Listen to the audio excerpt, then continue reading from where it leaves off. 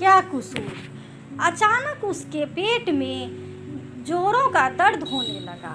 दर्द इतना ज़्यादा था कि उसे बर्दाश्त नहीं हो रहा था। माँ को आवाज़ दी। माँ ने दवाई दे दी तो थोड़ा सा आराम मिला, मगर दर्द का ख़त्म न होने वाली सिलसिला शुरू हो चुका था। कभी कभी तो उल्टियाँ भी होने लगी। सब घरवाले अब उसे शक की नज़र से देखने लगे। उसका पेट बढ़ता जा रहा था और उसके साथ दर्द भी। घरवालों ने तो सवालत करना शुरू कर दिए। बता, किसके साथ मुँह काला करके आई है? किसका पाप अपने पेट में लिए घूम रही है? अपने परिवार की इज्जत उछालते हुए तुझे शर्म, जरा भी शर्म नहीं आई? तू पैदा होते ही मर क्यों नहीं गई? अब हम समाज को क्या मुंह दिखाएंगे? पेट का दर्द को क्या मुंह दिखाएंगे? पेट का दर्द इतना तकलीफ देने वाली नहीं था जितना सबके भरोसे का उठ जाना तकलीफ दे रहा था। आहिस्ता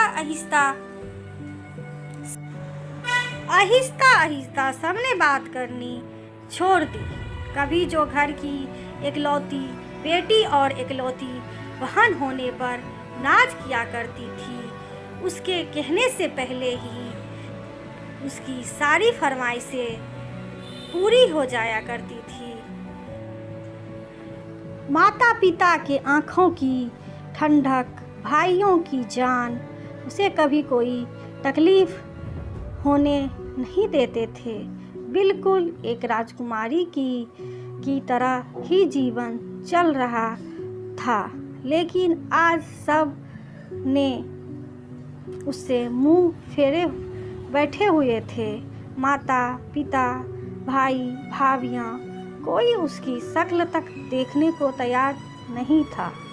माँ जो उसकी हल्की सी बीमारी पर भी तड़प उठती थी, आज उसकी मौत की प्रार्थनाएं कर रही थी। कसूर शायद किसी का नहीं था। कसूर उस सोच का था जो समाज के हालातों को देखकर पैदा हो रही थी। जिंदगी की किरण होते हैं जिसके साये तले औलाद खुद को सुरक्षित महसूस करती है। वही मौत का सामान तैयार करने में लग गए। एक दिन उसके खाने में जहर मिलाया गया और उसे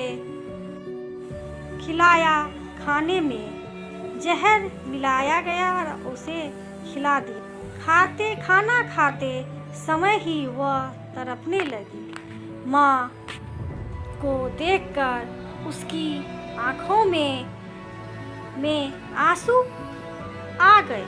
कहने लगी, माँ एक बार अपनी बेटी को गले से लगा लो, बस एक बार। अब यह दर्द मुझसे बर्दाश्त नहीं हो रहा है।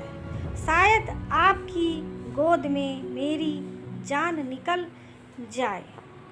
मगर पता नहीं उस माँ का दिल इतना, उसका चीख चीख कर रोना सुनकर आसपास के लोग जमा होने लगे।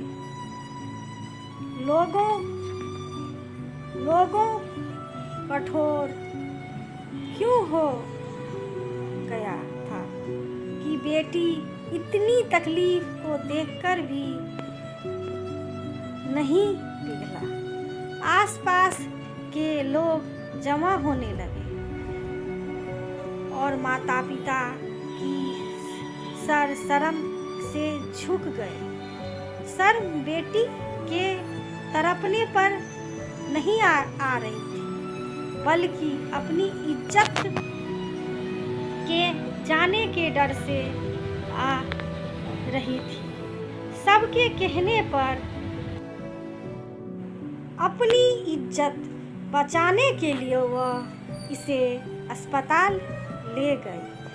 कंडीशन इतना ज़्यादा क्रिटिकल हो गया कि डॉक्टर बोले कि आप लोग देखने में पढ़े लिखे लग रहे हैं, लेकिन आप लोग पढ़ लिख कर भी इतने जाहिल कैसे हो सकते हैं। आपके बेटी के पेट में एक गांठ है जो बहुत ज़्यादा, हद से ज़्यादा बढ़ चुकी है। उसका इलाज तो किसी न किसी तरीके से हो जाता, उसका ऑपरेशन करके हम उसे गांठ को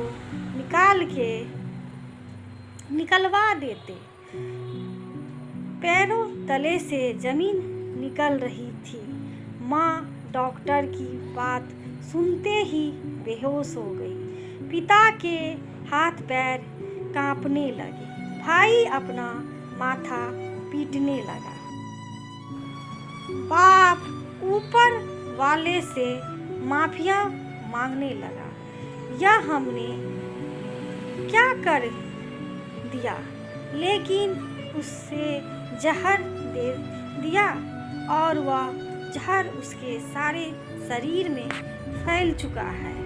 मैं आप लोग इतनी लापरवाही कैसे बरती। डॉक्टर ने माता पिता या सच्चाई जाने बिना अपनी बेटी को अपने हाथों से ही मौत के घाट उतार दिया।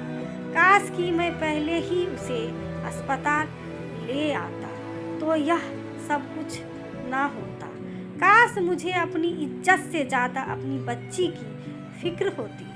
डॉक्टर तुरंत उसे ऑपरेशन थिएटर ले जाने लगे। उसने अपने माता पिता को देखा। उसकी आंखों में आंसू थे। माँ, बाबा, क्या कसूर था मेरा जो आपने मेरे साथ ऐसा किया। मैं तो आप सबकी आंखों का तारा थी ना। आपने जरा सा भी विश्वास अपनी बेटी पर नहीं रखा। मैं आपसे कहती थी, मैं कोई गलत काम नहीं किया। आपके सामने रोती थी, गिड़गिड़ाती। अपने आप को बेकसूर साबित करने की हर मुमकिन कोशिश मैंने की, लेकिन आप लोगों ने मेरी एक ना सुनी। फिर भी आप मेरा परिवार हो। मैं आप लोगों से बहुत प्यार करती हूँ, इसलिए जाते जाते आप सबको माफ़ कर देती हूँ। अब मेरे अंदर जीने की कोई तमन्ना नहीं है। डॉक्टर उसे बचाने की पूरी कोशिश कर रहे थे। माँ, पिता और भाई भाभियाँ उसके लिए प्रार्थना कर रहे थे। डॉक्टर साहब बाहर आए और कहा, अफसोस है कि हम उसे नहीं बचा पाए, लेकिन आप बहुत बड़ा गुनाह किया है। ऊपर वाले शायद ही आपको माफ़ करेगा। जब उसे बाहर लाया गया, माँ ने उसके चेहरे को बड़े प्यार से देखा। उसी चेहरे को जिसे कितने महीनों तक देखना भी पसंद नहीं करती थी। उसने अपने ही घर वालों के हाथों वह सजा पाई थी, जो गुनाह उसने किया ही नहीं था, और इसी के साथ वह सभी जीवन भर का पछतावा दे गई। दोस्तों, ये कहानी आप सभी को कैसे लगी? यदि अच्छी लगी हो तो लाइक, सब्सक्राइब और शेयर ज़रूर करना दोस्तों। और धन्यवाद दोस्तों वीडियो देखने के लिए।